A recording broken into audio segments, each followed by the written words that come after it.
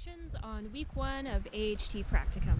This video will be kind of a highlight reel just because so much happened during the week and it's really hard to condense the video.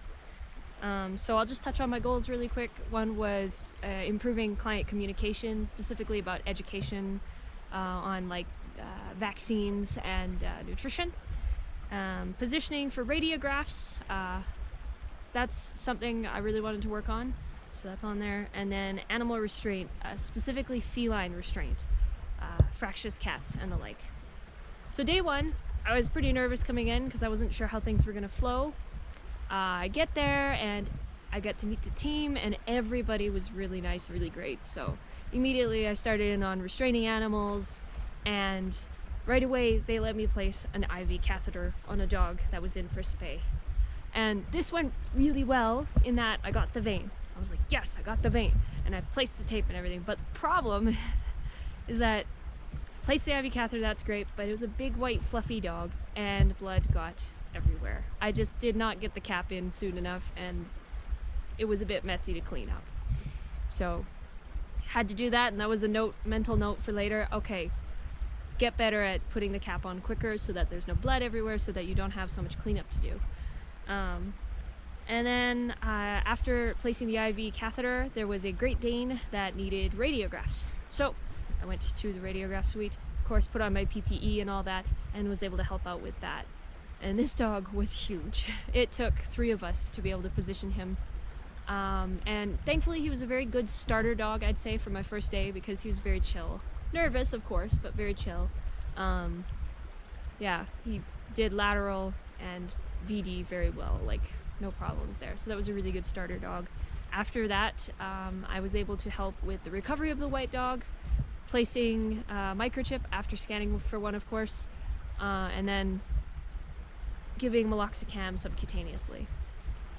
So that was really cool. Kind of my first day doing all the things that I've been trained to do all at once, almost. After the recovery of the white dog, I was able to help with anesthesia, just pretty much just taking vitals and monitoring. Just because it was my first day, I'm sure they didn't want to be like, go, do everything, we don't know what you can do yet, is I think what it was like. And then later on in the day, surgeries were done and it was kind of onto appointments and exams and issues coming in. And I saw this cat with what looked like a ruptured anal gland. And this poor thing, like, they had to use some pretty heavy restraint on him because of what was going on back there. And, you know, we cleaned it as best as we could, as gently as possible.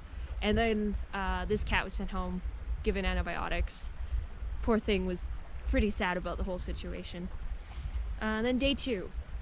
Day two, I was able to work more on the surgical prep side of things. Again, I hadn't quite got the flow, but day two is generally, or not day two, mornings are generally surgery and then afternoons are appointments. So I was able to help with the surgical prep and the anesthesia again, and getting the prep area ready between each surgery, so that was cool. And then that day they were kind of down a team member, so I was able to clean instruments. Every time, you know, a surgery is done, there's always more instruments. So this is a great opportunity to identify instruments and work on instrument maintenance and you know, thinking about like, okay, this is what goes in this pack, that kind of thing. After that, I was able to, or kind of while doing that, I was able to monitor patient recovery, which was really cool. So that was awesome. Then later, I was able to assist with vaccine and wellness appointments, which is awesome. And this was where I got my first kind of good client communication thing. I was able to kind of talk with this lady about her dog and how great her dog was. And that's a small thing, and it's not like educating or, you know, this is the vaccines you need or this is the diet your dog should be on, but it's that baby step, I think. And it was just a really delightful conversation with this owner and kind of just mutually agreeing how great her dog was. I think that was great. And one kind of fail for me that day was we had this large dog in for radiographs again, and when I went to help for the radiographs, of course I'm wearing the PPE, the lead gloves, all that, and we go to put the dog in lateral and my hand slipped, and the dog was not very smoothly put in lateral, and it was just, dang it, messed that up. So that was really annoying. Very much resolved to like, okay, not doing that again, because of course it was me and the vet positioning the dog, and that was kind of disappointing because you always want to do your best for the animals, and so you're doing the good job, So that was something I definitely wanted to improve on, because that did not go well. The dog was okay and everything was fine enough. This dog was very chill, but if that was a fractious animal, I'm sure it would have not been a good situation. And then day three. Day three was interesting. Came in and right away there was an emergency there. A dog with ascites, fluid in the abdomen. And so I was restraining for the vet while she did abdominocentesis, and we removed 1.13 liters of fluid from this dog. So after we removed the fluid, of course, we wanted to get x-rays to figure out what might be causing the ascites. So we went and did that, and instead of doing a VD, because this dog was still breathing not amazingly, he was a bulldog to begin with, so the smush nose was not helping him, we decided to do DV for abdomen and thorax. So that was good. And then right after doing those x-rays, that dog was started on Lasix to kind of sort out the fluid situation, or help sort out the fluid situation. And then I was able to place my first ET tube in clinic. And this was so cool. It was on this little dog. It was a Cavalier King Charles Spaniel, so like the kind of smush nose, but not really. So it was kind of an interesting one to do, and I thought it was going to be really hard, actually. It was fantastic, and the tech kind of helping me, encouraging me was so helpful, and it went really well. I was able to place the tube first try. And then communication with client again, but this is not sure this is an improvement, but it was an opportunity. So a client came in, and while the vet and the tech were out of the room, I'm still there kind of helping out with the dog. She asks about her dog that's eating poop. She's like, this dog's eating poop, and no matter what I do, she seems to always eat poop. And I was so taken aback that I was asked a question, even though I know that's what I'm supposed to be there for. I kind of panicked a bit and was like, that's a really good question. I'm not sure. I have to maybe look that up a bit more and talk to the RVT and the vet and see what they think. And she was okay with waiting for that because she was coming on Monday, so that's when her answer will be given, maybe. So that was not a win, but it taught me something. It taught me okay, be ready for questions and things, and don't be too concerned. I think I got way too nervous when she asked me a question, so that was something to think about. And then day four again, coming in, and there was an emergency. A dog had suddenly gone paralytic. It was a very old dog. So the owners, unfortunately, the prognosis wasn't amazing. So the owners unfortunately had to make the decision to euthanize. So that was a tough one to be around for, but also important because it is part of their job to know that happens and to be able to support the owners in that moment. So then I was able to also kind of calculate the pre-meds for the feline surgeries, but it's not really calculation. I don't think it counts, so to speak, because it's a chart. It's a by weight sort of chart.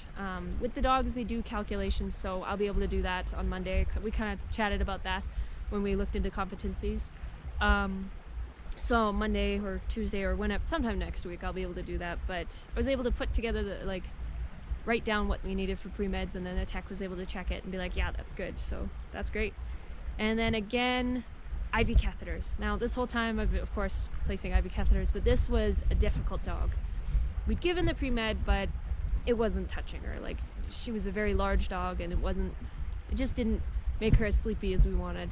So she was not having the IV catheter. We ended up getting one of the VTAs to come help and kind of hold her because she was very big. And she was kind of trying to move on us, and I'm trying to get this catheter in, and I did it. And I was so happy I did it because I was not sure I could do it. So I was very happy that I was able to kind of place this IV catheter on a moving target. Not super moving, but moving enough that it was ooh. So that was really awesome. And then day number 5. Day number 5 was an episode of Dr. Oakley, Yukon Vet, or Animal ER. It was really cool. And I can't even explain, like I'm gonna try and explain, but it just felt like, yeah, veterinary medicine, I don't know. So of course, we're starting to get into the pattern. Surgeries in the morning, appointments in the afternoon. And so we do surgery intake. There's 2 corgis for spays, 1 feline for a spay, 2 felines for a neuter, and a dental extraction. So usually the vet likes to do the extractions like at the end of all the surgery stuff, like last. But for whatever reason this morning she was like, you know what, let's do the extraction first. So we prep for the extraction, we get our patient under, and we put her up there. The vet does the extraction after we do the radiographs for dental imaging, you know. And, you know, things are going well. We go to recover our patient, so we've turned off the gas and oxygen, and we've just got the tube in, and, you know, we're waiting for recovery. And suddenly the vet goes, she's regurgitating.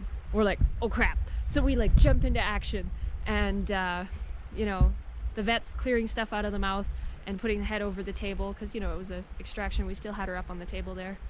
So, and then we're lifting the back end of the dog to try and make even more slope so that it comes out and not in. And it was just awesome, because it was that moment of like, okay, we need to do stuff and we need to do it now. And everyone was able to like work together to make sure this dog didn't aspirate.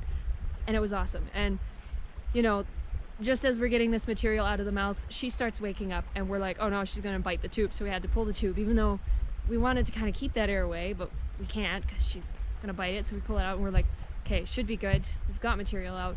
She recovered okay, and that was amazing. Like, it was kind of a scary thing. It was like, oh no, we need to go now. And we're like, yes, okay, do the things. And I don't know, it was really good. Her recovery was a little rough. You know, we got her down to the ground after we established that her airway was all right and everything. And then, of course, she just kept trying to get up and walk around. And the vet decided, you know what, she should go to her kennel with a lot of good blankets, and we can keep an eye on her so that she doesn't hurt herself. So I kind of put a blanket under her belly and kind of slinged her over.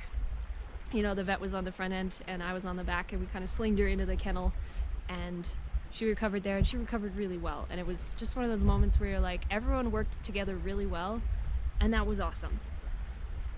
And then right after that, you know, back to normal business. I was able to place an ET tube on a cat. Again, first ET tube on a cat in clinic, and again, it went really well. I was so happy about that. And then shaving and prepping patients. Oddly enough, I hadn't done that previously. Like, I'd done like preps for the neuters, but not for the spays. So I was able to shave. I was kind of mid-shave on the corgi. I finished the shave job, but then they were like, you know what? We're gonna do the scrub on this one because we're running out of time, because that extraction incident kind of took a lot of time. So that was fine. And then the tech shaved the next animal, and I prepped it, and that worked really great. So, and then kind of midway through this like surgery monitoring thing, we had a euthanasia come in. So I was able to assist the tech while she placed the IV catheter. And then we, you know, the family decided to take it home for burial, so the dog home for burial. So we placed the dog in a sheet, and then, you know, gave it to the family. And again, another supporting the family sort of thing. And then this, again, I don't know what chronological order this came in, because it was a bit of a blur that morning, but we had this little black puppy come in, and this puppy had come in to the clinic a few times that week, and this time it was really flat out, and we didn't think it was gonna make it. It looked pretty rough. So, you know, we did our best. We kind of got it warm and gave it sugar water, and kind of went back to doing surgery while keeping an eye on it. And then I went for lunch, because surgeries were almost done. They just had some neuters to do, and I was starving. So I went for lunch, and in the lunchroom I hear a noise, a commotion, and I, you know, open the door of the lunchroom and hear this puppy's like, hi. Totally fine, like up, bright-eyed. Before, the eyes were dull, and she was looking pretty bad. And here she's up and kind of walking around being like, hey, pay me some attention. So for the rest of my lunch break, I cuddled a puppy and gave her food and water and stuff. And then after my lunch break, I was able to assist. One of the cat neuters that came in was a rescue cat, and he had mats all over his body, different scratches and whatnot on him, so we were able to clean him up a bit, and that was really great. And I don't know, that was a satisfying part, because here we were able to make a difference in such a short amount of time. Shaving off some mats, doing a quick neuter, and just scrubbing off some wounds, giving some antibiotics, like easy things that improved him just that much more. It was a very sweet cat too. And then finally, an improvement on my cat handling. And all week I'd been dealing with like pretty chill cats. And this cat was pretty chill too, but when I went to get it out of the kennel for the exam, it hissed at me. And it was usually when a cat hisses at me and it doesn't look too happy with me, I get a little freaked out. But this time I was like, I got this, I can do this. So I went and got a towel, toweled it up, like bundled it up and brought it to the exam table. And of course it was a pretty chill cat after all, but that hissing really does scare me sometimes. So that was a good improvement for me. It was like, okay, I can do that. I can restrain these patients. And that was pretty much the highlights for the week. I cannot wait to see what next week brings. The team at this clinic has been fantastic.